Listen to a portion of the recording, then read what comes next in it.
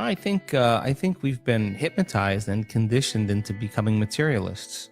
I think that we define reality with our senses, and I think that is one of the biggest delusions. So the fundamental question is, can you believe in a future that you can't see or experience with your senses yet, but you've thought about enough times in your mind that your brain has literally changed to look like the event has already occurred? Now, the latest research in plasticity says that's absolutely possible.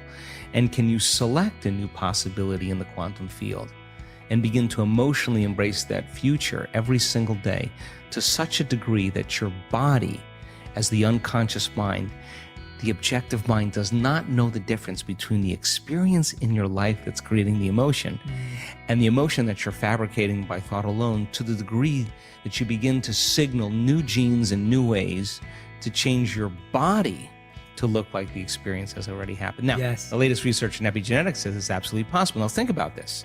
Every day, installing the circuitry, every day conditioning the body into the emotion of the future, that your body begins to change to look like it's already happened. Now, this is where it gets fun, because now you no longer have to go anywhere to get it. Now it begins to come to you. You become the vortex or the magnet to your destiny. So then people who come out of their meditation and they say, well, I just focused on my wealth, why isn't it there? Well, you're not that good. If you're asking why isn't it there, you're back to the old person again. Stay in that state for an extended period of time as an experiment, as the scientist in your life, to keep your energy connected to the dream of your future. And then see what kind of effects begin to take place without moving into impatience, without moving into frustration, without starting to analyze why it hasn't happened or when. That is the trap of defining reality with your senses. So you have the thought of your future and you don't see it, then you experience separation. But people who are practicing this work, they have the thought of their future and they feel the emotion of their future. They're still connected to it, right? So that takes practice. And it's just learning, like hitting a golf ball, hitting a tennis ball, dancing the salsa, crocheting, whatever it is. You gotta start out staying real conscious and learning. Then you get good at it and it gets to be instrumental. It gets to be fun. And that's what I want for everybody, that the act of creation should be a blissful, playful, ecstatic, loose, free process.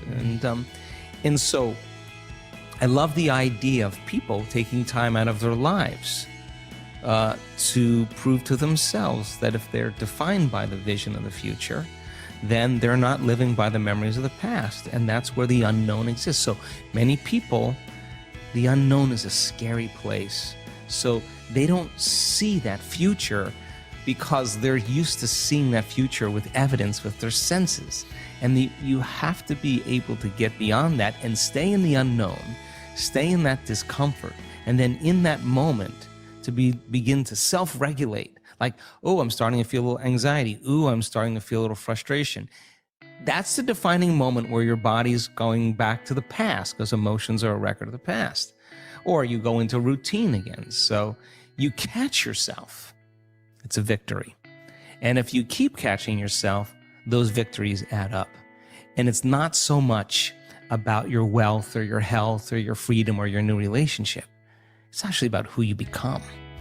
And so overcoming the old self allows us to become somebody else. And there is that period of transition. I call it the void, where there's just not a lot happening.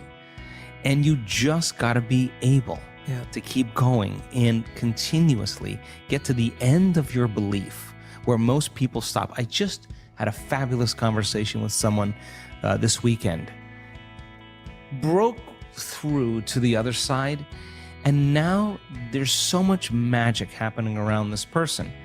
But she's worthy now to receive it. And that is the key, because the universe only gives us what we think we're worthy of receiving. So we got to become initiated into this and understand it. Thousands of years of programming that says that we have to change things matter to matter, in three-dimensional reality. And it will take time, but to begin to connect to that resource called the quantum field and create from the field instead of from matter, there's a lot of unlearning that has to go on. What's your take on that? And is that the right type of visioning? And what is the right type of visioning? Well, we do so many different variations because I think people integrate information differently. And all of those cars and homes and whatever that is, there are symbols of what it looks like when a person actually arrives at this concept called abundance, right? So if those things help them to associate with something that creates a feeling of abundance, and they're building their vision board to help them to get clear on their intent, then that's fine, because they're associating objects or things or material things that they'll say, that's when I know that I'm abundant. That's fine. Other people will say, look, abundance just means that I have more than I need, and I'm happy with that. And for them, there's a feeling that is associated with that. And when they begin to dream about their future, they may see themselves in a scene or see themselves a certain way.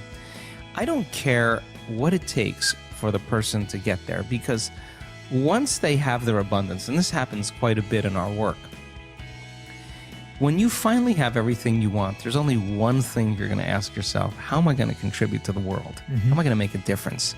So we use different tools to help people to get to that point. But if the person's doing the vision board and they're saying, when I get my new car, I get my new house, I get my new relationship, then I'm going to feel so great.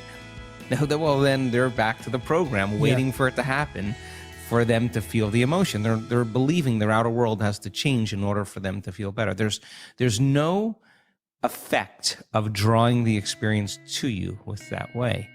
So the person has to use those tools to get them into the emotional state for them to feel like it's already happened. Now think about this.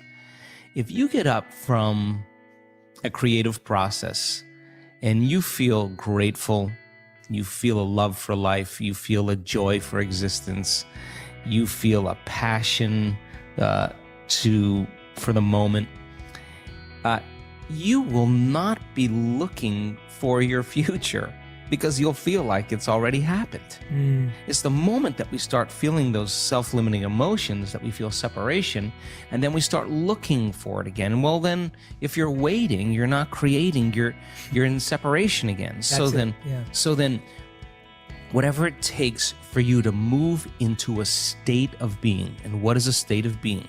Thoughts are the vocabulary of the brain. Feelings are the vocabulary of your body. How you think and how you feel creates your state of being. So then if you wake up in the morning and you come back to your senses with a clean slate and you say, I don't feel anything, and you say, well, let me start thinking about all the problems in my life. Well, all those problems are connected to different people or different objects or things at different times and places.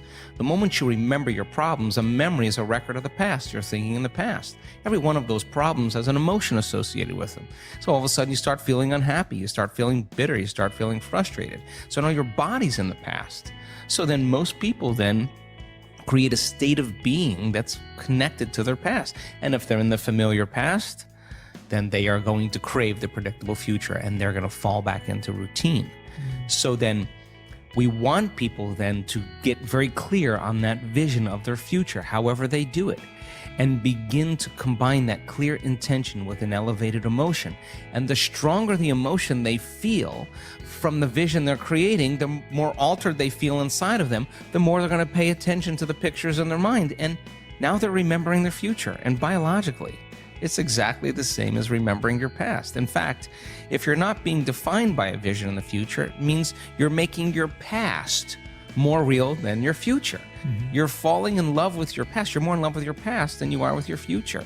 That you're believing in your past more than you're believing in your future. When you get to that moment where you have that feeling, that's your compass, because that feeling is going to drive your behaviors. It's going to drive more of those thoughts. And when you feel that feeling and it's visceral, no person, no thing, no experience will stand in the way between you and that vision. And you will be initiated by the universe into wealth. You will be initiated into health. You'll be initiated into freedom. Those people, all those people that have healed themselves of all those different health conditions, they are so humble and so happy, and they feel so great that they would never trade this feeling because of what you thought of them. They've left that program behind a long time ago. They actually don't care how you think of them. They actually are so happy with themselves that they're no longer dependent on anything outside of them. Now, I think that's a really important moment, because that's the moment we give people permission in our lives to do the same, right? And I think that more and more people are beginning to figure that out as they do this work.